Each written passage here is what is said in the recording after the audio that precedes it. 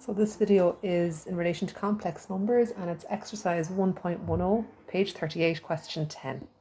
So in this question we're told that z to the power 5 equals to 1 and the question is asking us to find the roots. So now when you're asked to find the roots of an equation, you're looking to find the values of the variable.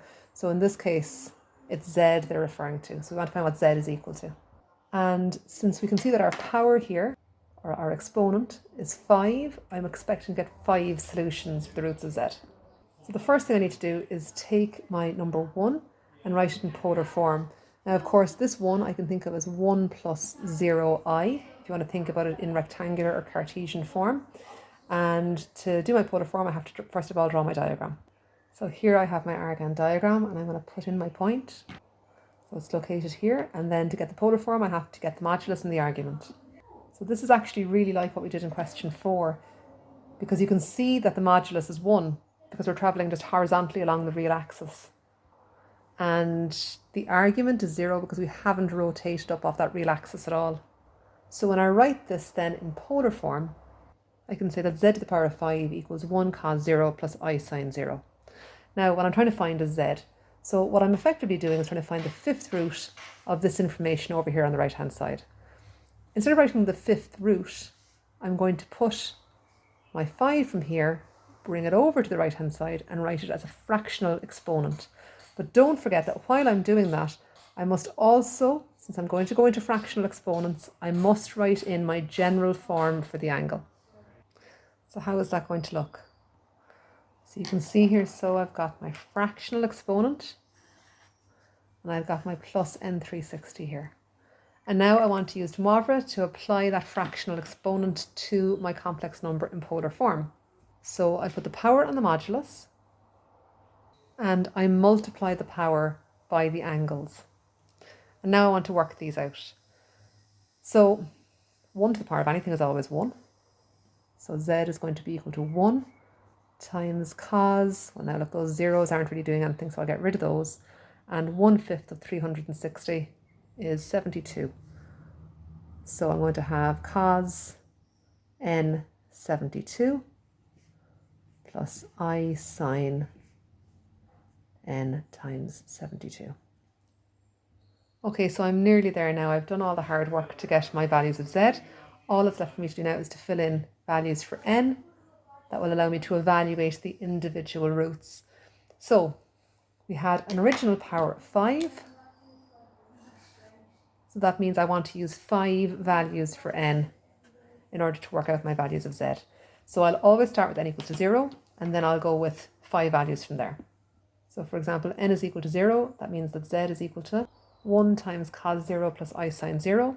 This is the polar form of the question, and this particular question didn't specify that it wanted me to go back into... Sorry, no, it did actually. It specified that it wanted me to stay in polar form for the answer, so that's fine, I can stay in polar form, no problem with that. Sometimes they'll ask you to go back into rectangular form, a plus bi, just keep your eyes peeled for that.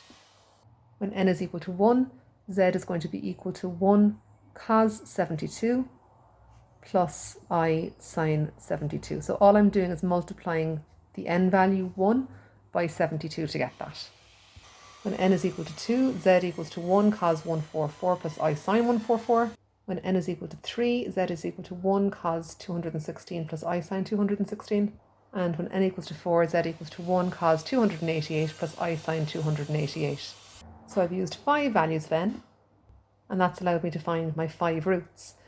Now, just as a matter of interest, if I was to put in n is equal to 5, what do you think would happen?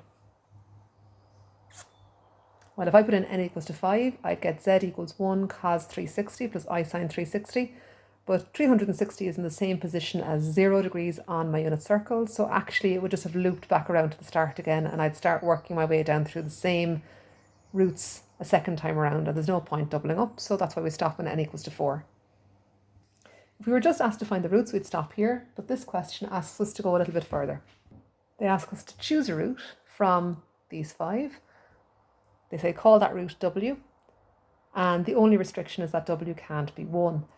So now if you were to look down through these different complex numbers in polar form, you might find that it's pretty straightforward to identify which of those is equal to 1. Because notice that we originally had z to the power 5 is 1, which written in polar form was 1 cos 0 plus I sine 0. So when we look at our solutions down here now, we can see that 1 cos 0 plus I sine 0 is equal to 1. So I'm going to ignore this one for the purposes of this last part of the question. I'm not saying it's not a root, it is a root, but I'm just not interested in it for this portion of the question. So I want to pick a different root from that and then test this theory. Will w squared plus w cubed be a real result? Now, they haven't said which of the other roots to choose from, and that's because this should actually work for any of them. So I'll pick one and I'll show that it's true for that particular root, and then as an exercise yourself, it mightn't be a bad idea to actually pick a second root yourself and just check and see, does the same thing work out? So I'm going to pick as my w 1 cos 72 plus I sine 72. Now, they want us to show that w squared plus w cubed is real, so first of all, I should probably work out w squared and w cubed. And to do this, again, since I'm applying a power to a complex number in polar form, I'm using De Moivre's theorem. So squaring w, first of all, is going to give me 1 squared by cos 144 plus I sine 144. Now, where did I get the 144 from? Well, it was because De Moivre's theorem tells me to apply the power, the exponent that I have, to the modulus, but then to multiply it by the angle. So 72 by 2 is my 144. And I want to do the same thing really to get w cubed. So I get 1 cubed cos 216 plus I sine 216. Now I want to add the two of these together. Note that in each case the modulus is just 1, and so 1 multiplied by my cos plus sine, I can kind of leave the modulus out if I like, because it's not really having an overall effect in terms of the calculation. Okay, so I end up with cos 144 plus I sine 144 plus cos 216 plus I sine 216. And the question doesn't even really exactly ask me to evaluate w squared plus w cubed, it just asks me to show that it's real. So I could at this point take a little bit of a shortcut, which I'm going to do, and just focus on the imaginary parts of the w squared plus w cubed expression. So I've got, okay, so that's my real bit, that's my other real bit. So I definitely have real parts in my result. That's fine, I'm fine with real parts being there, no problem. What I'd like to show is that the imaginary parts kind of cancel out, as it were. So let's first of all identify the imaginary parts of the result. So this is imaginary, and this is also imaginary.